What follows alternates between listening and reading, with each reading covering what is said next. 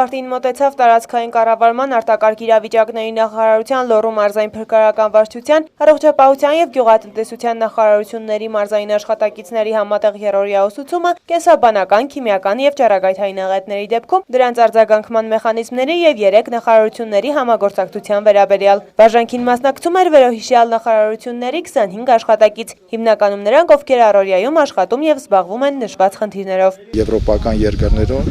ընդունված են, որ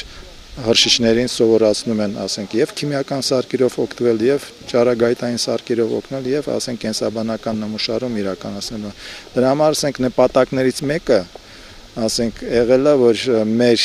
տղեկին սովորացնել հենց սկզբունքներին անվտանգության, որ անհրաժեշտության դեպքում, երբ մենք կունենանք արդեն համապատասխան գույք, սարքավորումներ, եւ ասենք այդ գործառույթները եւ խնդիրները իրենց վրա ծավալենք։ Կարող է դեպքեր լինեն, ասենք, երբ գետի ջուրը վարակված է, պարզը որ մեր ծառայությունը 24 ժամվա ծառայությունը մենք միշտ հերթապահություն ունենք եւ մեր օպերատիվ խմբերը կարող է առաջինը հայտնեն դեպքի վայրը եւ շատ կարեւոր է որ ասենք ժամանակին ասենք այդ նմուշները վերցնել։ Այստեղ մենք պետք է համագործակցենք այս երկու նախարարության հետ, որ ասենք իրանց մոտ ընդունված ստանդարտներով վերցնենք այդ նմուշները, ասենք եթե մանրէաբանական նմուշի մասին է խոսքը գնում ստերիլ պայմաններում, եթե քիմիական, ասենք համապատասխան չափով, քանակով վերցնենք եւ փոխանցենք, ասենք այդ։ Բացի դրանից, ասենք մեր ծառայության կա, ասենք գործիքներ եւ էքսպրես մեթոդիկաները, որ թույլ է տալիս եւ դաշտային պայմաններում, ասենք նախնական անալիզը իրականացնել։ Կենսաբանական անվտանգության խնդիրը ամբողջ աշխարհում դառնում է համար առաջի խնդիրներից մեկը եւ Հայաստանը նաեւ այդ խնդիրների մեջ պետք է ամբողջ զարգացման մեջ նաեւ ներառված լինի եւ այսօրվա մեր այս մի քանի օրվա այս վարժանքի նպատակն է նախ առաջինը այդ խնդիրները ծանոթացնել, հետո նաեւ խնդիրներ եւ դերերը նախարարությունների բաշխել, ինչպես նաեւ ինչպես են արձագանքում եւ այդ դեպքերից ելնելով անվտանգությունը ինչպես են ապահովում իրենց մարդիկ աշխատանքները իրականացնելուց։ Այսինքն եթե նայենք այսօրվա դրությամբ շատ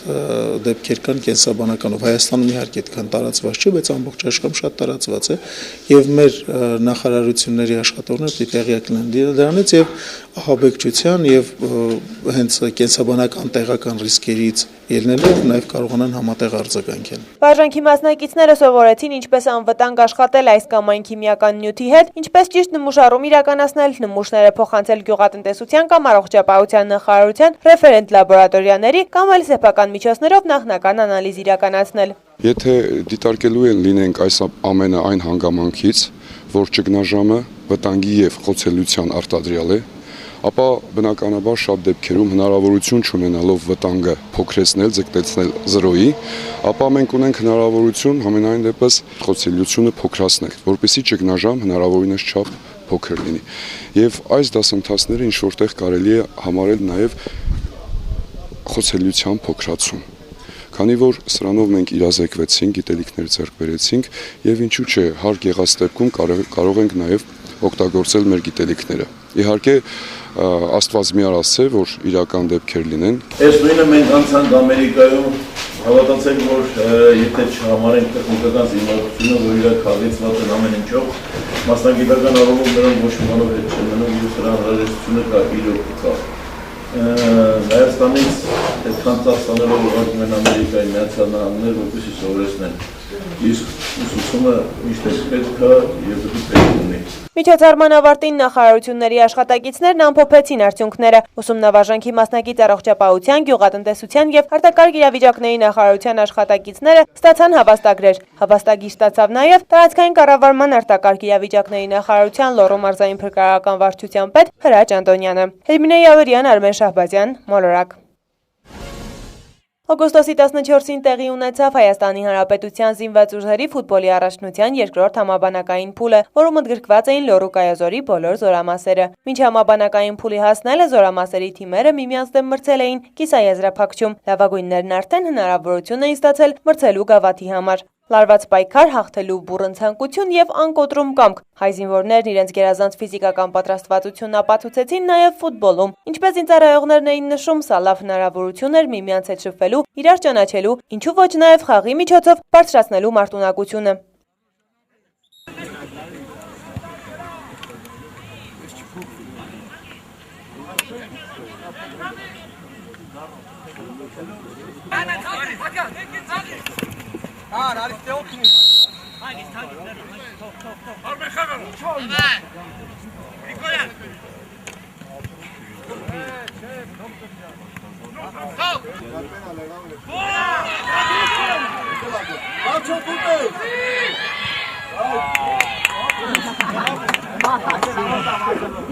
Այսպես Լոռու կայազորի 6 զորամասերի զինծառայողներ իրենց ուժերը փորձեցին ֆուտբոլում, ևս մի քանիսը շախմատում։ Ինչպես նշեց 3-րդ բանակային կորպուսի ֆիզիկական պատրաստվածության պետ փոխգնդապետ Մայիլյանը, նրանք ևս լավ ցուցանիշներով են հանդես եկել մրցաշարում։ Հույսեր կան, որ որոշ թիմեր 3-րդ համաբանակային փուլում մրցանակային տեղեր կզբաղեցնեն։ Մրցումները անցան բարձր մագարտակի,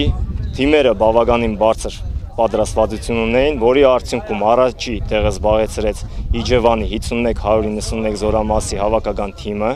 երկրորդ տեղ զբաղեցրեց Ստեփանավանի թիմը եւ երրորդ տեղ Վանաձորի հետախուզության գումարտակի թիմը։ Խաղը կատարվեց շատ լավ, շնորհակալ ենք ընդհանուր 7-րդ բանակային կորպուսի ողջ հրամանատարական կազմից, կազմակերպության համար։ Ընդհանուր խաղը անցավ շատ լավ։ Ոնց ասած, մենք պատրաստված ենք թե սահմանում, թե սենս, թե սպորտի մեջ միշտ լավ։ Լոռու մարզի հավաքական թիմը կպայքարի սեպտեմբերի 22-ից 30-ն անցկացվելիք մրցաշարի համաբանակային 3-րդ փուլում, իսկ մինչ այդ կշարունակեն մարզումները։ Հերմինե Յավրյան, Մհեր Թադևոսյան, Մոլորակ։